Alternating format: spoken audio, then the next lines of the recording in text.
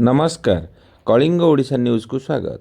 आज विश्व परिवेश दिवस अवसर में पांड्राठारे थिबा उत्कलमणि गोपबंधु आदर्श वृद्धाश्रम रे एक नियारा कार्यक्रम करा जायथिला। एही कार्यक्रम रे मुख्य अतिथि भावे कुचिंडा विधायक एवं वर्तमान ओडिशार पंचायत राज और पानीय जल जोगाण मंत्री श्रीयुक्त रवि नारायण नायक योगदान देई आश्रमर अंतेवासी मानक सहित खाद्य बंटन करथिले।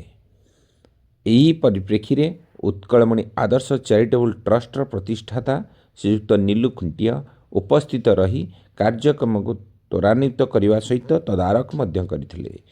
एथिसहित पांड्रा छकठारे वृक्षरोपण कार्यक्रम करा जायथिला। भुवनेश्वरରୁ आम प्रतिनिधि पुष्पलता का रिपोर्ट। उत्कलमणि गोपबंधु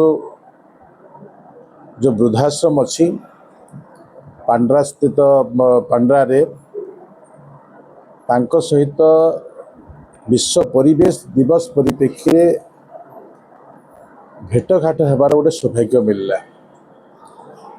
सबुठार बड़ कथा है आम संस्कृति दिन को दिन क्षुण्ण होगाकू जाउछे। आमर संस्कृति परंपरा भितर बापा माँ को आदर करने सहित जो माने वयोज्येष्ठ लोक अच्छी से अति स्नेहर करुवार संस्कृति थिला, किंतु आजिकार परिप्रेक्षी रे आमे पाश्चात्य जगत पाश्चात्य संस्कृति को अपनार करने जो प्रयास करुछु ये आम मानक पई आम विचार पई आम संस्कृति पई एक कुठारघात होछि। जो उत्कलमणि गोपबंधु वृद्धाश्रम अच्छी तांकर प्रयास आज मु देखिली जे संबलपुर जिला रेंगाली ब्लॉक लयड़ार जड़े माँ एठी अछंती।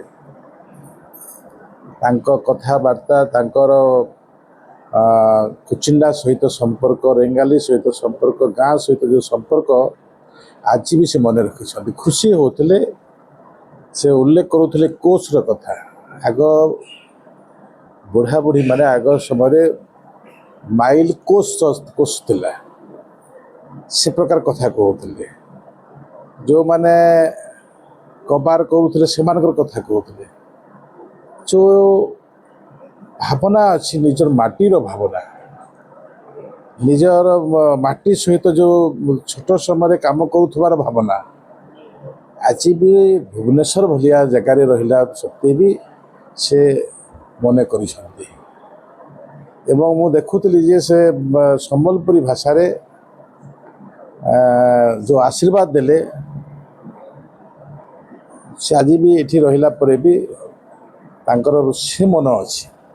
तो सबुठारो ए विचार होछि आमे जो माने आज बुजुर्ग लोक अच्छे वृद्धा बुढ़ा बुढ़ी अच्छी से मानकर ये स्नेह समाज प्रति लोकंक प्रति रही ए विषय को जदि आमे पालन करिबा निश्चित भाव में आम संस्कृति परंपरा सहित आम समस्ते अति आपन सहित रही पारिबा।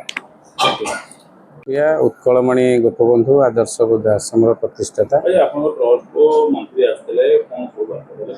आज मो माननीय मंत्री की धन्यवाद देवी। आज विश्व परिवेश दिवस ये अवसर में आमर पांड्रा छकरे माननीय मंत्री द्वारा वृक्षरोपण करागला। तापर माननीय मंत्री उत्कलमणि गोपबंधु आदर्श वृद्धाश्रम को आसते आमर मौसा मौसी मान सहित कथा से खाइबा आनी सकाल जलखिया खुआईदे। मौसा मौसी मैंने एत खुशी रे मंत्री मिठा कहले तेणु ये गोटे बढ़िया परिवेश सृष्टि है। विश्व परिवेश सहित आज आम आश्रम एक बढ़िया परिवेश सृष्टि है। समस्ते भी खुशी है। माननीय मंत्री एरिया जड़े मौसी भी आम पाखे अच्छा रेंगालीर कुचिंडा पाख तेणु सी सहित संबलपुर भाषा कथा सी भी खुशी है आम अंचल जड़े माँ ये अच्छा तेणु मंत्री प्रतिश्रुति दे जाइए पुणी जो फ्री हे पुणी आसवे से सहित कथा हे। तेणु मुझे आम आश्रम तरफ सब मौसा मौसी तरफ धन्यवाद दूसरी जहाँ सी किसी समय बाहर कर व्यस्तबहुल भितर किसी समय बाहर कर आम पाखे पहुँचले। माननीय मंत्री आउ थे पुणी थे धन्यवाद दूसरी। जय जगन्नाथ।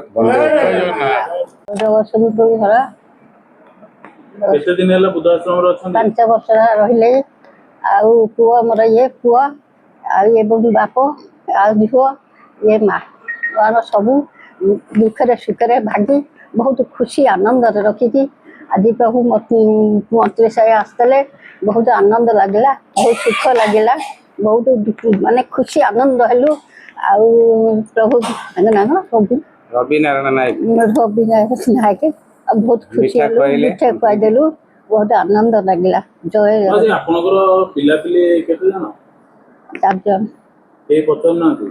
जुव यही पता ना ସବୁ ଜଗତସିଂହପୁରରେ ରହୁଛନ୍ତି? सब बहुत बहुत सेवा खुशी आनंद प्रभु जगन्नाथ चाहे था मो पुआ को सुखे साथी रखता अधिक अधिक दिंतु कोटि परमाय हो लंबा रास्ता सुखमय हो प्रभु सब चाहिए था सब आमर से प्रभु आमर एक बड़ा विश्वसन कृष्णा आमर जय जगन्नाथ गाना आमर फल तीर्थ चरण पद्रिका देवी की तार से सब